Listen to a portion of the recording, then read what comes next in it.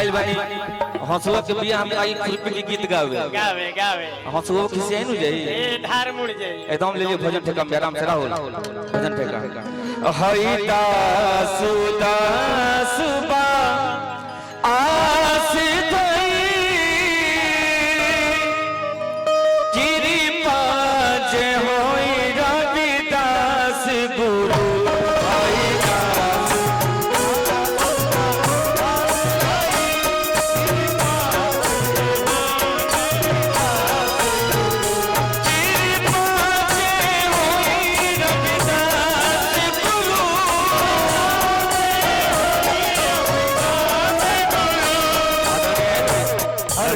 चाचा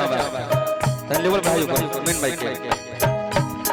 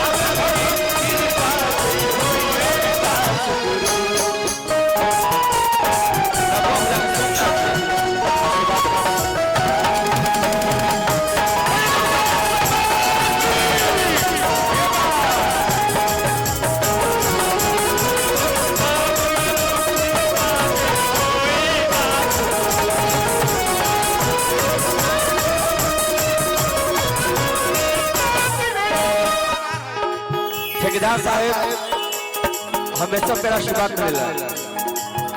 ताकि ताकि उठा दे लोग ताकि देख ले और आराम से लो